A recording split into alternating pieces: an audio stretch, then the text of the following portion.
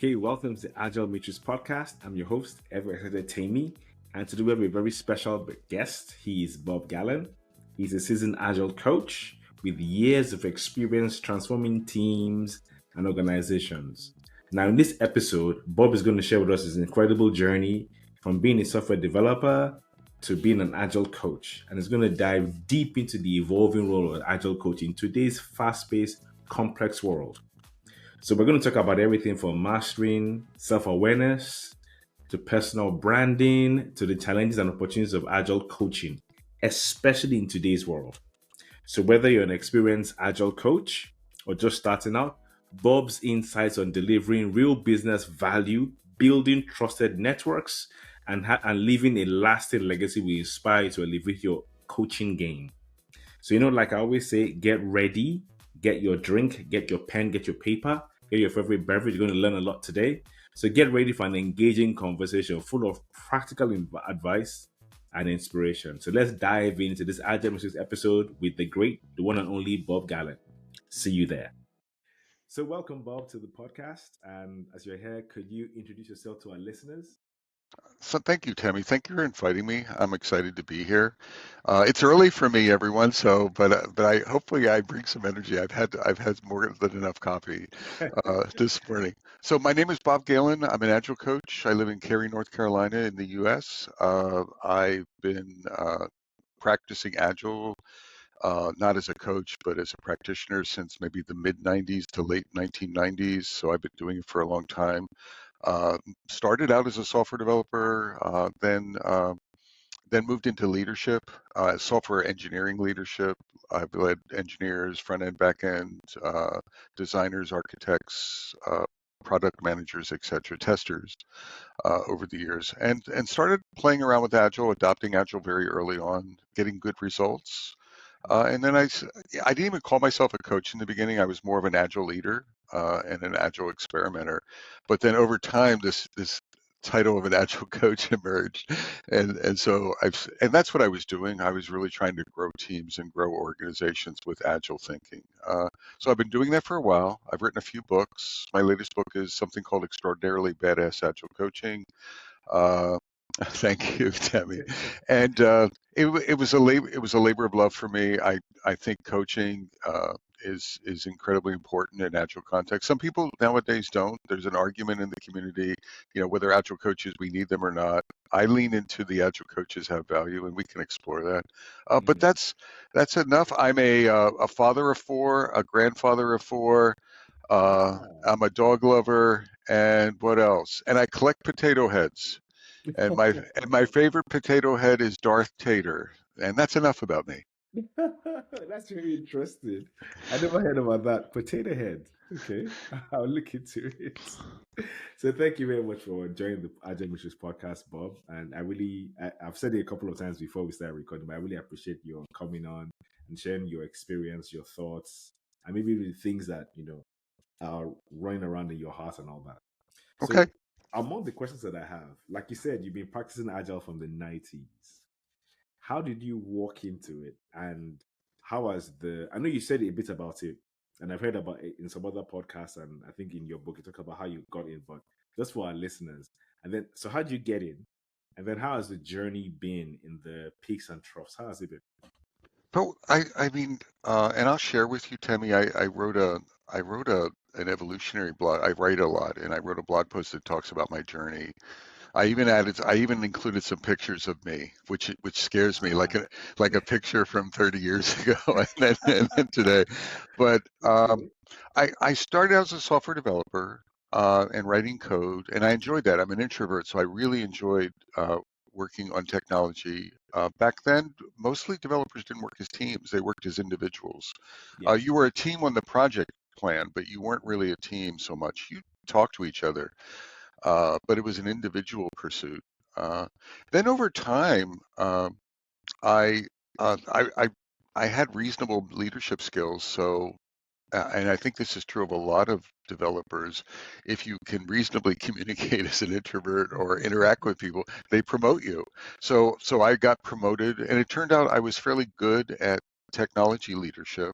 I was lucky. some people aren't good at it. They're really good at developing code and they don't have the skill set. So I did that. And then in the early 90s, I've always been an experimenter, or I've gone to conferences and I've been looking at what was new ideas. And in the mid 90s, Agile was emerging, very early Agile, Scrum, some different methods. Extreme programming was something I was really Mm, intrigued with. And since I was a leader, I could experiment with that with my teams in a healthy way. And I started seeing different results with the team emphasis, with the shared ownership and shared empowerment. mm, And it changed the dynamic. It changed me as a leader. I was like, holy crap, teams trump me as a leader. So me telling people what to do is less effective than me encouraging collaboration and mm, innovation mm. and energy. And I get some of the credit for the results. So it was like, oh, this is this Win-win. it's a win-win. And I'm like, oh, and it's easier. I didn't have to worry about everything. I didn't have Yeah, to I didn't have to worry about everything. So I got excited about agile ways of working and just mm, kept using that in my job journey. Uh, I wrote a book, not an agile book. My first book I wrote, it was called Software Endgames in 2000, 2001. So around 2000, I started building my brand, started doing independent consulting, started writing books, doing public speaking and teaching and conferences. And just as an effort, one, to get better in public speaking and writing, yeah, because I wasn't good at it, so I was trying to get better, but also just to share what I was learning with people, and people seemed to appreciate it. So that was my sort of influencer track started then. I formed a company then, and I went totally independent around 2012, and I've been independent since then. But it was a long journey, wow.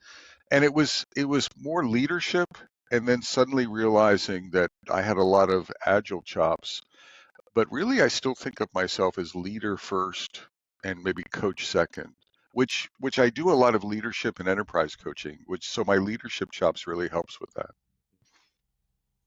Yeah, wow, that's very interesting. So you, what's the term? You kind of like backed into it. So you started. I backed into, so it wasn't. Nowadays I think people, like everyone nowadays wants to be a coach, an agile I want to be an agile coach, right?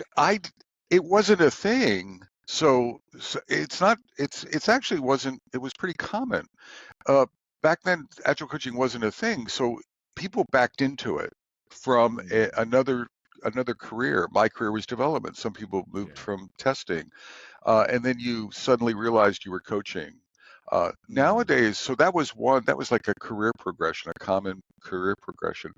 Nowadays, I think people can do that, but there's also people that really target agile coaching very specifically, right? mm, yeah. I think for me, I went from being Scrum Master. What drove me to Agile coaching was, so when I started as Scrum Master, I saw I could do a lot here, but then I realized I was um local maximum. So there's a lot going on before the team, a lot going on Yep, after the team that I have no influence over. So yep, I started trying to see how can I influence this. Then yep, I realized I need to know a couple more frameworks, understand the different dynamics. So basically, for me, my agile coaching journey was more like Shuhari, which is I yep, started learning Scrum, learning. I started with Scrum, then I jumped into Scrum, Kanban, and I was like, oh, these are other experiments that these brilliant people have put right. together. Let me understand how they work. Then I then found, okay, I think this kind of works for me in Yep, this context. This works for me in that context. But I can actually help more people. So it was more like, okay, can I help you guys become better at what you do in your yep, intricacies? But then when I went for the agile coaching course with Simon Powers, AWA, I realized that the role actually is a lot more than just the mastery of lean agile. There's a lot, like we have the wheel, yep, and I was like, oh, I need to be better at this, better at this, better at this. And I was like, okay, there exactly. actually is a lot that we can help people do. So that's how. So I think I'm one of the other people that just kind of like I didn't back into it. Just I think I gradually, as I went Yep, to help more people, I walked into it. absolutely. I think there's those two directions. As I reflect on, not just for me, but in general, what I see, I coach people. I think the two basic directions are people who emerge into coaching from another Mm, discipline, or people who target and grow into coaching from either Scrum Master or other roles. yeah, yeah. Okay. So I have this really, really straightforward question because there's a lot of discussions online on LinkedIn and assumptions and Right. cross assumptions and arguments. So straight up, I'm speaking to Bob Galen here, the author of Extraordinary Badass Coaching. And I want to ask a question. Sure. Who's an agile coach? Um, so I'm thinking about it. I'm going to say, who are they not? Mm, Um, and according to me, I'm not trying to ruffle anyone's feathers, but I don't think an agile coach is like a life coach mm, or an executive coach. And I'm just giving people an example, or a professional coach, someone who has a shingle and says, I am a life coach. I coach couples, I coach individuals mm. in making pivots, or I do executive coaching, leadership coaching, get them to grow or become in touch with their inner leader or whatever. And then, and what I would call, like in the US, it's International Coaching Federation, ICF. ICF, yeah. I know in Europe there's another coaching federation, but here ICF based professional coaching. And what I mean is, someone who just does that is, to me, is not an agile coach. They're a Mm, coach, but they're not an agile coach. To me, an agile coach is someone who is well-rounded, like what you were saying, Temi. It's not just Scrum Master. It's different stances. It's different experiences. It's understanding the technology domain. It's understanding the business domain. There's a lot to it. Now, you don't have to be super intelligent. You don't have to know everything at once, yeah. but you need to be growing in this well-rounded fashion. Mm, Uh, Now, professional coaching to me is one of the stances of agile coaching, but it's not the only stance. yeah. Um, One of the problems that I've seen in is your question is I think it's confusing in our community, Mm-hmm. because we have a lot of people operating as an agile coach, and I don't think they clearly know what that is. And I don't think clients clearly know what that is. So it creates a lot of confusion. I also think it creates a lot of performance issues, value Mm, issues. mm. I have a joke sometimes. It's like, it's not a joke, it's a common euphemism. If the only tool you have is a hammer, Yeah. everything looks like a nail, right? Everything like a nail, And you bro. hammer everything. And Yeah. that's what I really mean. The professional coaching, if Mm, that's your only hammer, you're very limited. And a yeah. lot of coaches aren't even self-aware that they're limited. Mm, So agile coaching, to me, the best clear definition is, look at the agile coaching growth wheel, not as a straitjacket, but as a metaphor and a model for what a well-rounded agile coach needs to start bringing to the table. no, fantastic. And to the listeners on podcast or on YouTube, in the notes, I'll put the link to the growth wheel there so you can look at it because it's a very important point. Because the reason why I asked that question is you find some agile, and I think you touched on it really succinctly. Some agile coaches talk about there's a lot of professional coaching and that's all that they do. So you go to Yeah. the leader and go, so so what's your problem? What can I help you with? And it's all that, which is Yep. good, but then we are paid to help them deliver something. So you can work on the individual, which is good, but then you also have on the other end where you have the agile coach that comes in with the consultant hat, which is I've looked at your problem, this is a solution. Let me coach you to activate the solution that I've designed for you. And the way I look at it, I'm always thinking that, like you said, we have to be very careful that we understand what it means and also understand what we bring to the table, Absolutely. so that we can actually help our clients be better at what they do and deliver value, better. I mean, one of the things that inspired me, I don't write books just to write books. I have to see a problem. And Mm. I'm not trying to solve the problem, but the problem motivates me because book writing is a lot of work. So It is. I need something to energize me. The Yeah. energizing for me with Badass Agile Coaching was seeing mediocrity in Yeah. our community, Hmm. uh, and my desire to try to do something to set the bar up. And you know what? We talk about hammers and nails. It's not Mm. just team centric. I was seeing a lot of coaches. So professional coaching can be powerful at a team level or maybe at an Yeah. individual level. But when you start coaching leaders, at least my experience is, you better not, I call it death by a thousand questions. You better not have your only tool is professional coaching. I was seeing coaches get fired. Like literally a CEO, you're coaching a CEO and you're not bringing them any solutions, you're bringing them questions. And they look, I Yeah. mean, I've actually been in a room with a coach who did that, and the Mm, CEO was like, that's fantastic, you're a nice person, but I don't need you because I hired you to help me and all you're doing is asking me questions. So there's the door. Uh, and that's not good for anyone. That's not good for the yeah. CEO. That's not good for the coach. Mm, So depending on who you're coaching, this hammer and nail can be really destructive. It can be yeah. awful for the Mm, coach. And what I wanted to do is get coaches, I wanted coaches to see that you need to bring different stances depending on who you're coaching. yeah. And you need to become skilled and sort of nimble at navigating the stances in order to Yeah. survive. Mm-hmm. Yes, to serve those clients, but also to survive yourself. Yeah. And even to this day, I think coaching teams is easy. Coaching organization easier. Coaching organizations and leaders, you have to really be well-rounded and have experience in order to effectively do that. Mm, mm. Very true. I have a question that just popped into my head. What? So there's someone I spoke with one time, and he said, "Agile coach, Scrum Master, they are synonyms." Now look at the Scrum guide.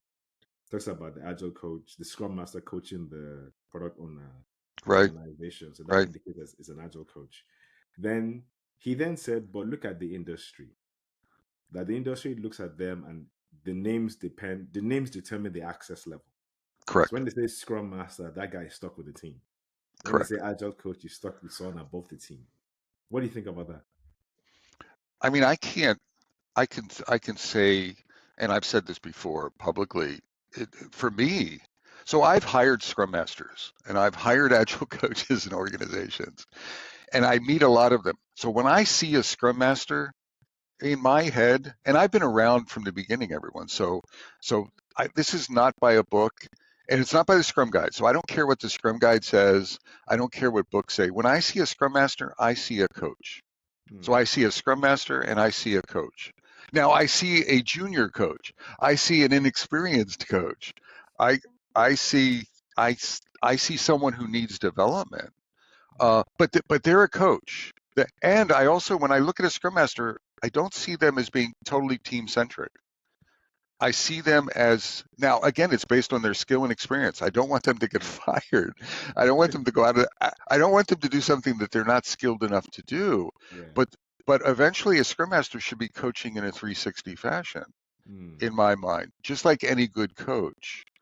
Now, yes, their focus is more teamward, but I see a Scrum Master role, and it's not a hierarchy, as being a coach in the making.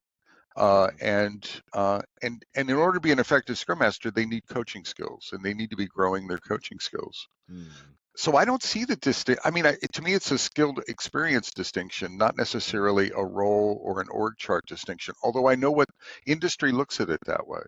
Yeah. Yeah. In fact, I just remember that when I answered the person, I said, "Look at the Scrum Master is like a plane. It lands at the airport. That's the team. Yeah, It's eventually going to move into the city, which is the organization, because the team isn't an island, right? It's going to be right. impacting. It's going to impact. So to make his work easier, it's going to stretch beyond the team." Absolutely.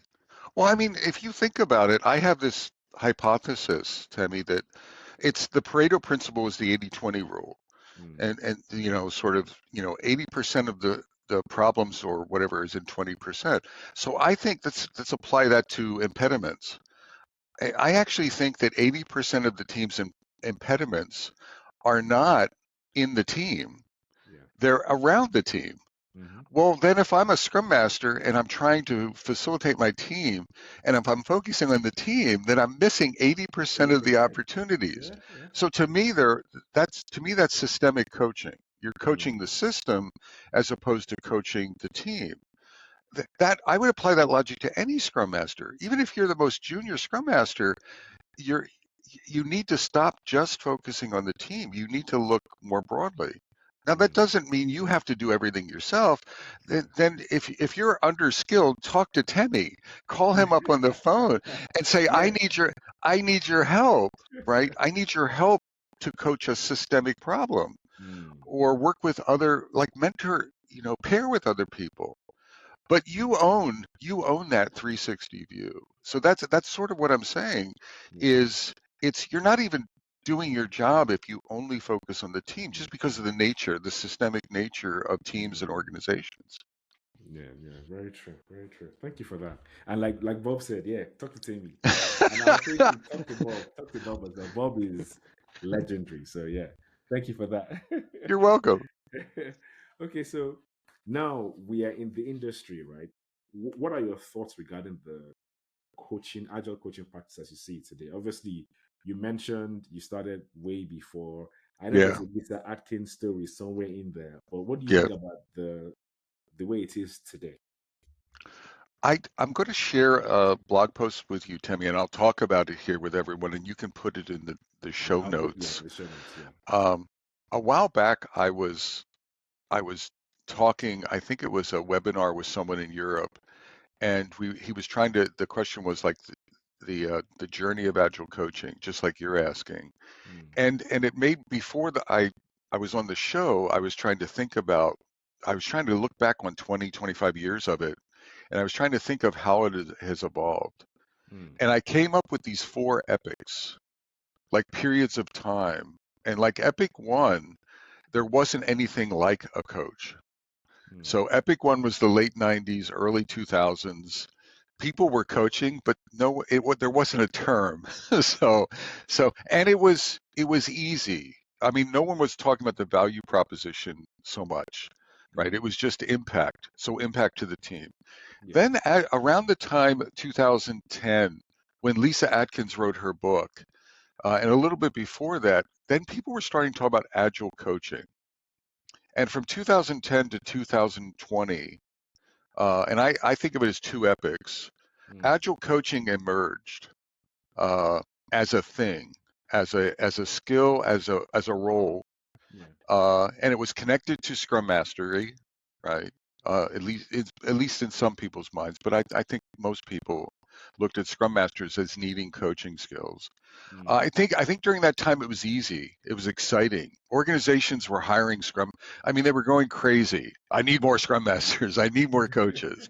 If you were in the industry back then, it was easy to find a job. If you got terminated, it was easy to. There were multiple opportunities. to the The next. pay rates were going crazy for things. There was this youthful enthusiasm of coaching, coaching, coaching, coaching, coaching.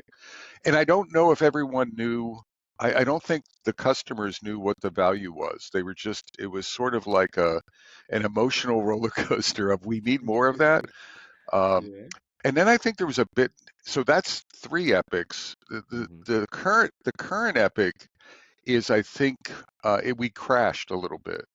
And Mm, part of it is economic, part of it's not agile, part of it is the economy, COVID, the economy dynamics, business dynamics. And I think the bar was raised of, you know what, we're not going to hire these people if we don't know what they do. They need to deliver value. And it needs to be discernible business, not agile value. It's not agile. yeah. It's business value and Mm-hmm. business results. And what's happened is a lot of coaches who jumped in on that bandwagon didn't have the skills, right? Mm, Everyone was jumping in on the bandwagon and they're not really growing their skills. And so I think there's been this like impact, this turbulence to the role. Uh, and I think it's a defining moment of, mediocrity is getting left out. And the true agile Scrum Masters and coaches, I think eventually they will emerge from this. The ones who are mm, walking their talk, the ones who are continuous learners, the ones who are relentlessly trying to grow their skills and understand it's not agile, it's business impact. yeah. Uh, that they're going to survive, but it's going to have a negative. I mean, it's going to affect a lot of people who jumped on that bandwagon. And so I think we're in this like very disruptive time right now, from my point of view. I think we're Mm, still in it. yeah. And then I have a hope of, I'm starting to envision what that bounce might be to the recovery.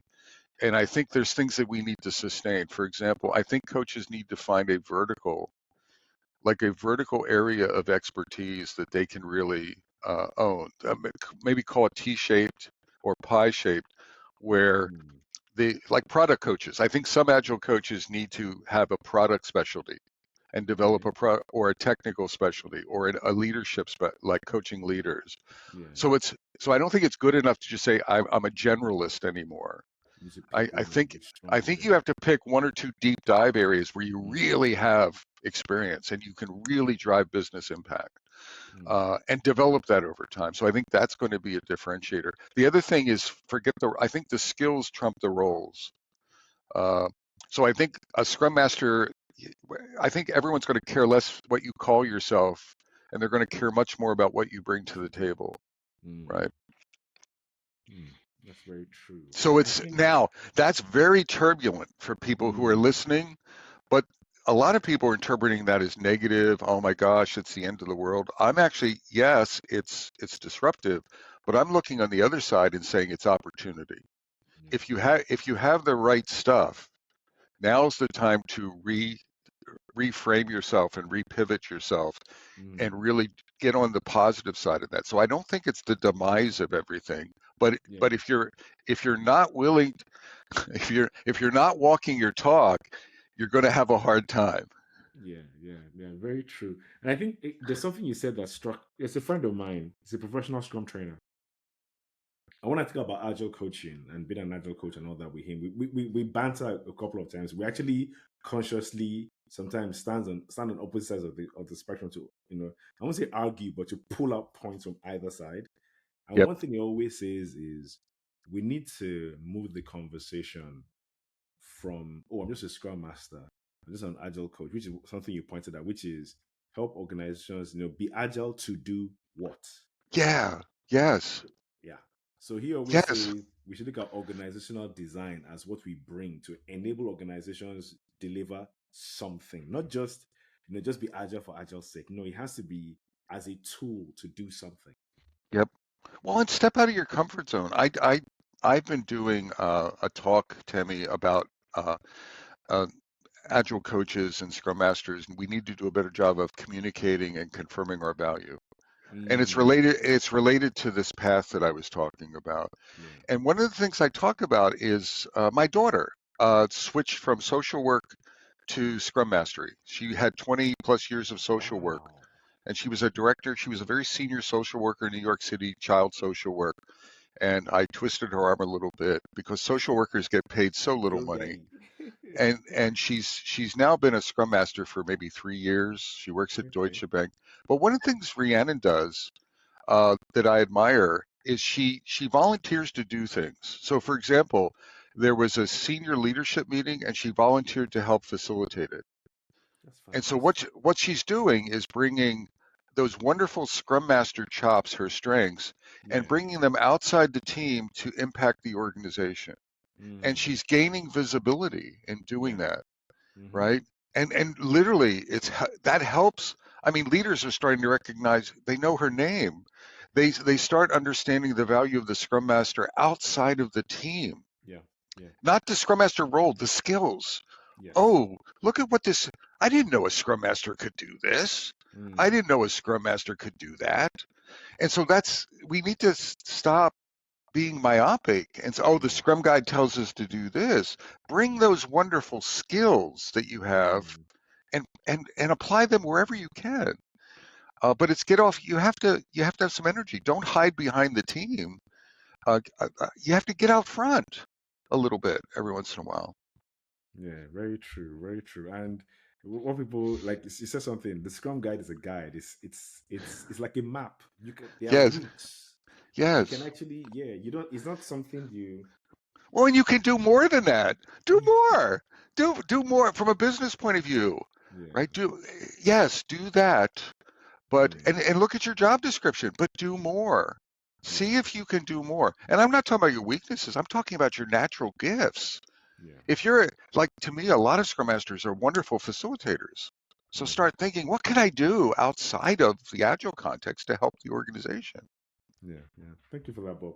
So, Scrum Masters, Agile coaches, you heard Bob very clearly. What you need to now demonstrate in this fourth epic is the value you bring to the organization beyond the Absolutely. team. Bring it to Absolutely. the fore. let it be known, let it be shown. Because like Bob rightly pointed out, there's a shaking, right? There's a sifting through. So to stay above, you need to actually have more. Because when you look at it, the idea that Bob and I try to communicate is you're an agile coach to help the organization do something better. You need to be Yep. able to point what you are doing to that end goal. Because the organization is there to make money. It's not just to arrive at being agile. No, it has to be, am I moving them towards the overall 2 to 5 year objective? And can you demonstrate that you are? So thank you very much for that. Absolutely. You're welcome. Yeah. So I have a question. I think you've touched on it, but I'll just ask this question. If Sure. you're going to point at a single problem that plagues the agile coaching practice, what would you say it is? That you could say, if I could, get Harry Potter's wand and point it at this, will solve all the problems in agile coaching. Which would you say it is?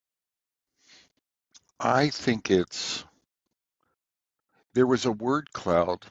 So at the Agile conference last year in Orlando, so 2023, I was speaking, and a colleague came up to me with a picture, and he had attended another session, and it was a word cloud uh, representation from the session. And it was, what are some of the negative attributes of Agile coaches, Scrum Masters, Mm, Agile coaches? How are they showing up? I don't know the exact question, but I think I'm characterizing it correctly. How are they showing up in ways that bug you, or that ways are negative, or ways that are not helpful? mm, And in the middle was ego and hubris mm, and not listening and not change friendly and resisting change. And there was this cloud of stuff, and so I think that the Agile Coaching Growth Wheel has in the hub of it is self mastery. self mastery, yeah. So think of that as self awareness, self mastery. Management. Are we walking our talk? Mm, Are we actually a living example of Agile? Are we? It's easy to coach people, but are we acting that way? Are we same way. showing up with courage? Mm, And what that word cloud said to me is we're not showing up the way we want other people to show up, which is probably getting in our way mm, as coaches. And we're always trying to change other people as coaches. And what it said to me is we need to look in the mirror and change ourselves and really challenge ourselves and really become more self-aware of how are we showing up and do that internal hard work on ourselves, because I think it's undercutting everything we try to do, mm. because it's how can I follow a coach if they're not doing what they're telling me, Yeah. right? It's And really I'm yeah. yeah. So I think going back to it, I think the number one problem in agile coaching is this lack of self mastery, lack of self awareness, and not walking our talk. Uh, and so, what I would say is let's start looking in the mirror. I would challenge anyone listening to this episode, stop worrying about everyone else, stop worrying about Epic 1 through 4. All of that's relevant. You need to take a sharp look in the mirror and be honest with, or work with your coach or mentor to take a sharp look in the mirror. Because if you're having challenges, chances are you're looking at the, you're looking at the root cause when you're looking in the Yeah, mirror. yeah, yeah, And yeah. and a lot and so many coaches aren't doing that. Mm.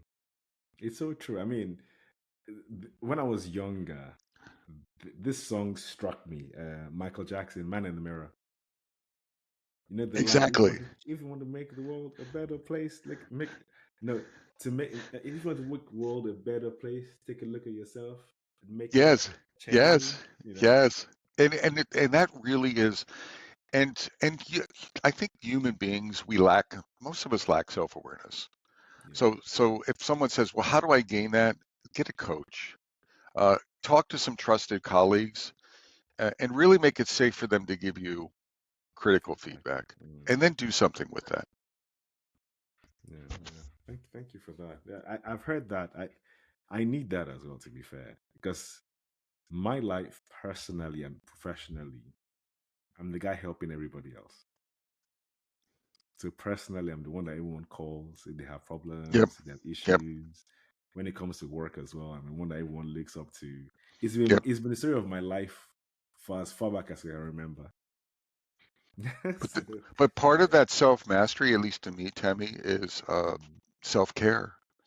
mm, Uh, so I really sort of relate to what you said. I've been doing that for decades, and but now I'm real, and I have a hard time saying no to people just because of my nature. I'm starting to put myself up there because I can't burn myself out. The other thing is it helps for me to walk my talk in every area, right? mm. So self-care is something, I mean, I have to, if I'm coaching people for self-care, right? And I'm sitting there having a heart attack, that's probably not, That's not a right? good sign, is it? No, no. So yeah. Yeah, okay, okay. Yeah, very good. As in, that's deep though. Well, Yeah, it's a but it has journey. to happen. You're, Yeah. yeah, it's a journey and you're not going to turn the switch. It's something we work on. It's just Mm. something to work on. Yeah, yeah. Thank you for that. Thank you. Yeah, that has to go on my list of things now. Okay, so extraordinarily badass agile coaching. The journey from beginner to mastery and beyond. So can you tell us about this book and what led to the quite interesting title? Because So, I'm actually writing a book as well, and I looked at this title and I'm thinking, yeah, I should title my book like this. well, titles matter, right? As much as it annoys me because I look at the content of anything as being more valuable, but Yeah. no one will look at the content unless they look at the overview and the title. Mm, And that's true of a conference talk submission or a book or an article. So it's just the way of the world. mm, But I try to be, honest with the title. So the genesis of the book is sort of what I was saying. I was seeing, and I still see, I was seeing a lot of mediocrity, yeah. so I was seeing a lot of mediocre coaches that were doing the good coaches a disservice because they were diluting the value Yeah. proposition. Yeah. They were doing themselves a disservice, and they were doing the clients a disservice. Mm, But they weren't bad people. They just didn't know any better, I think. Maybe mm, there was a few minor malicious people, but in general, it's people just don't know any better. And I wanted to, mm, the Agile Coaching Growth Wheel was emerging, so I wanted to anchor on that as a metaphor to replace at Lisa, not replace, but to evolve from Lisa's Agile Coaching Competency Framework. okay. I thought the growth wheel added it added leadership and it added advising, which I thought I really fought for those. I really wanted to see those as competencies that were important. I Mm, loved the self mastery. I love that. I didn't create that, but the team that created the wheel, and to me that resonated. So I wanted to anchor on that, and I wanted to raise the bar. And that's why I wrote the book. Raise the bar. I wanted to provide examples. I wanted to talk about competencies. I wanted to talk about mm, dancing across stances, not getting stuck with the hammer, etc. yeah. I don't know if the book, it's not perfect. I've gotten great feedback from a lot of people that it's helped them in their coaching journey. And then badass was something I wanted to articulate something that would grab people's attention. So there's mediocre, there's good, and then but don't aspire to that. Aspire to be a badass. And to Mm, me, that's it's an aspiration, yeah. and we're never done. So you can always become more of a badass. So don't fall into the trap of, oh, I've arrived. Yeah. I'm done. Mm, And I thought it was a good title. it is. It Now, is. when I sent it out to a bunch of my colleagues around the world, and half the people liked it, and half the people thought it was rude. And I was stuck. I was like, oh no. And I had used badass everywhere in the book, right? And and I'm like, do I change it? And my changement was well-rounded. So I thought about extraordinarily well-rounded agile coaching or extraordinarily badass agile coaching. And I'm like, you know what? I'm going to go with the badass. And if people were offended, so be it. And it's not just the word, it really captured my intent, which is Mm, that's that's raise the bar. yeah. We need to raise the bar for ourselves, Mm. for the profession, and for our clients. Yeah, yeah, and that's why I bought the book because, like I said, I've been following you for a while on LinkedIn, and to be fair, I have to confess, this is me being totally on open and honest with you. When I started reading your stuff on LinkedIn, I'd already made up my mind that if this guy publishes a book, I'm going to buy it no matter what. I'm going to buy it no matter what. No, no, really, because you see, there's something you said, which is the reason why, like I said, that's why I started the podcast, because I'm like, there's a lot that we can do, but we're still stuck here. So let's Yeah, elevate the game. yeah, Let the Scrum Master start knowing that, okay, I'm going into this role, I'm going to impact the organization beyond my team. yep, I might land at my team, but I'm going to push beyond my team to help the organization. Let it be the constant mindset as opposed to I'm running. Because you look at some of the job descriptions and you see them talking about running yep, ceremonies, running ceremonies. yep. And you're like, there's so much more. Absolutely. I've seen one talk about running reports, and I'm like, I had a conversation with a recruiter once, and he said, "I'm looking for a data scrum master," and I was like, where do you get that from? And she was like, oh, the client wants this. These were her words. The client wants a scrum master that can challenge the team members to go, why is that taking that long? Yep, And I was like, really? That's not how it's meant to run, you know? And she's like, yeah, that's what the client wants. But I started thinking to myself, well, she's not wrong. She's doing her job, right? She's trying to get a client, yep, a candidate to fill that role. But anyone that goes in there, so at one point, I was, I read on LinkedIn some agile coaches and scrum masters to go, oh, I will reject that role. So at first I was like that. Then I started thinking, no, if we reject it, that stands. So I was like, if I was offered the role, I would go, and then in my first couple of meetings, I would go, no, this is what the role is about. yep, Let's understand this. yep. I understand. Okay, so my monitoring the developer, what problem are you trying to solve? Right. Let's elevate it, you know. I And I it's like, agree. I agree with you. My podcast buddy Josh Anderson uh, and we've done a podcast for a number of years and called the Metacast. And when I so Josh was hiring. Josh has had leadership roles, mm, and for a while we argued on the Metacast. I saw value in the Scrum Master, and he didn't as a mm. leader. Now he hired them, but in his little heart, he's like, I don't know what they do, and I don't know if it's worth the money. He says, I'm Mm, hiring them because you tell me to hire them, and the book tells me to hire them, and Scrum teams need a Scrum Master. But he says, in my heart, I sort of feel like I'm wasting the money because I don't know what the impact is. yeah. Uh, and then he inherited a Scrum Master, Richard Core. We talked to Richard, and Richard was operating and not sort of the events. The events don't matter. The events aren't the value proposition. But Mm, Josh was watching Richard change the entire trajectory of the team, their mindset. He was leading the team. He was challenging leadership. And he came into our Metacast one day and he said, I was wrong, right? Scrum masters have, it's not the scrum master that has the value, but Richard is bringing the value. He's doing some of my stuff. I can sit back and watch and reap the benefits of a high performing team. And mm, see, that's what I always saw. But Josh didn't see it. And what I'm saying to scrum masters is you don't tell someone. You want to show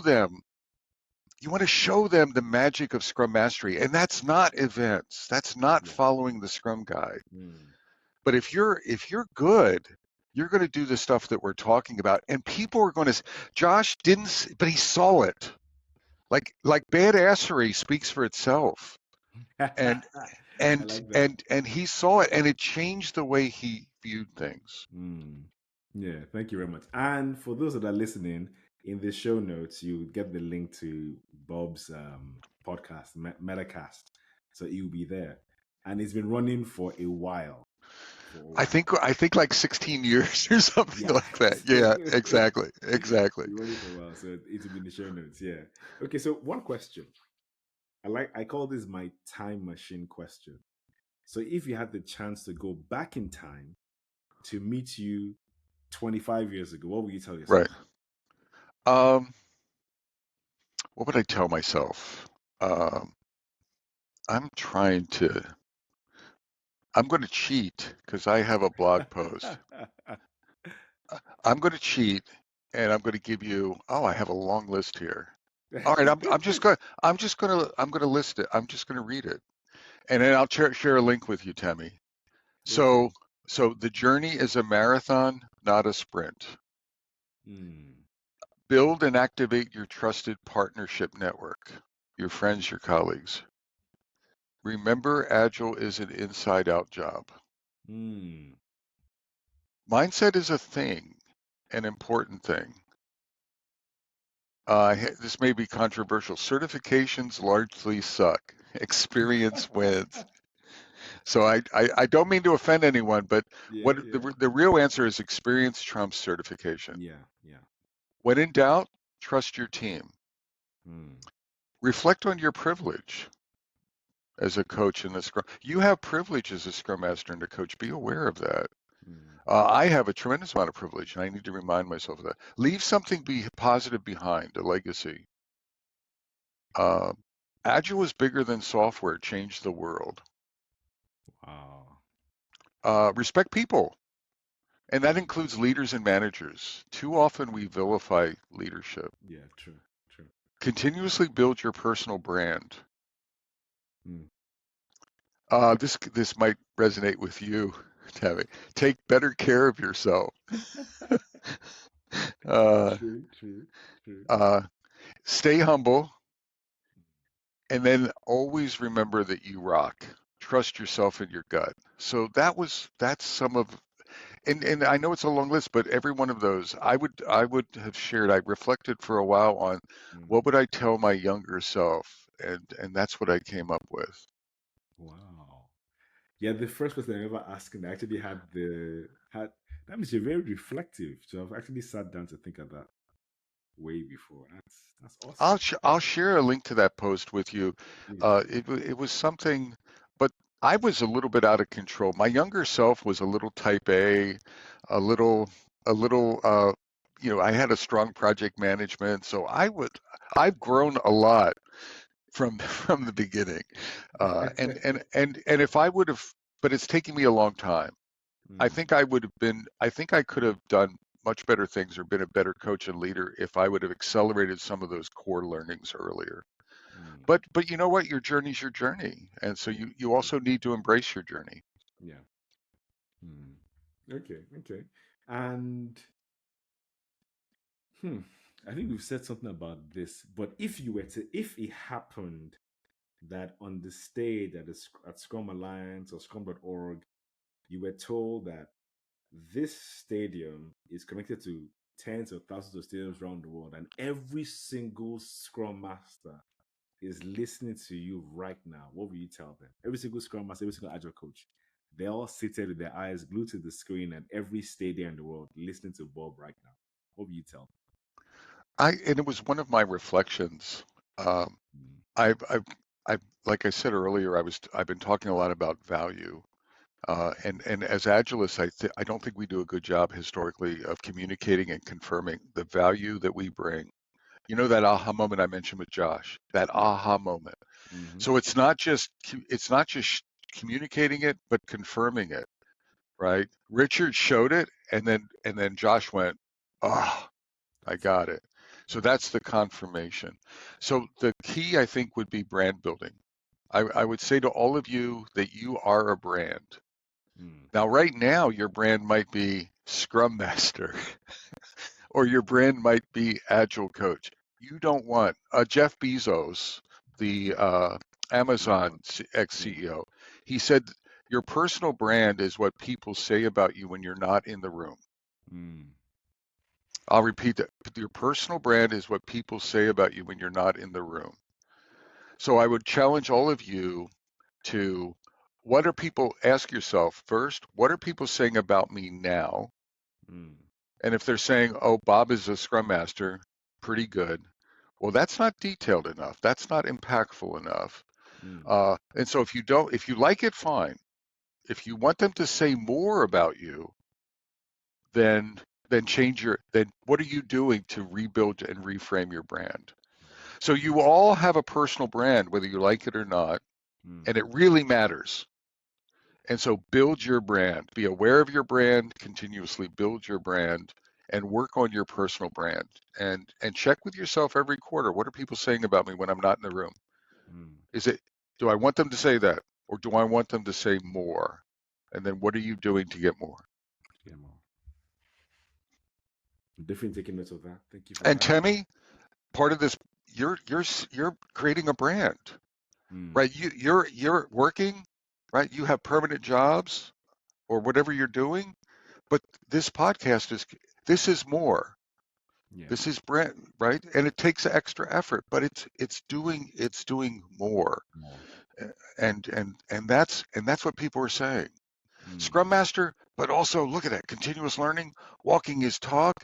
Oh my gosh, he's collaborating with trainers. He cares about the profession, right? Or whatever it is, it's more.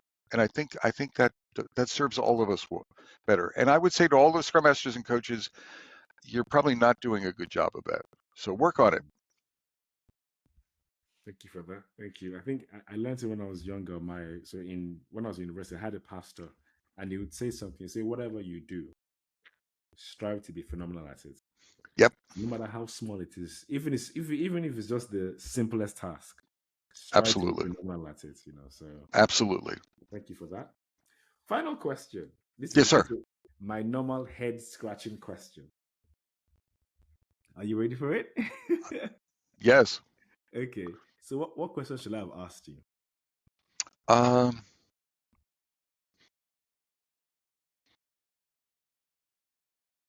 why potato heads? Okay, so why potato heads? Because years and years ago, my children gave me a soft potato head as a gift at work. Probably 25 years ago or so. My children were much younger, Hmm. and I still have it. You could take the ears and the nose and the hat and stick different ones on, and I put it proudly on my desk. And then I was inspired. I'm like, oh, I like potato heads for some reason. Probably inspired by my kids giving it to me. So I started Yeah. collecting. Now I have about 200 different potato heads.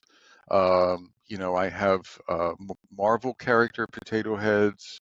Oh Uh, wow. I I have Kiss. If you ever heard of the band, the rock band Kiss, I have Yeah. a set of 4 Kiss potato heads. I'm proud of that. I have Star Wars. I have a little Star Wars potato Nice. head Yeah. here at my desk. So, but it was inspired by my children, and it also keeps me. I look at myself and I'm like, you don't know everything, so you're just a potato head. Just keep yourself Nice. keep yourself humble. Hmm. Don't put yourself above people. So there's a little bit of that, Oh, and nice. that's a good wrap up. And that's a wrap for this episode of the Agile Matrix podcast. I hope you enjoyed this insightful conversation with Bob, where we explore the evolving world of the Agile coach, the power of personal branding, and the importance of delivering real business value. Now, if you found this episode valuable, don't forget to share with your friends, with your colleagues, or anyone in your network who could benefit from Bob's wisdom. Let's spread the good word and continue growing together. Now, if you haven't, I encourage you to subscribe wherever you're listening to this podcast or watching it from, so you don't miss future episodes. We've got more inspiring conversations and actionable insights coming your way very soon. So thank you for listening, and we'll catch you in the next episode. Take it easy and have a fantastic day. Cheers, everyone.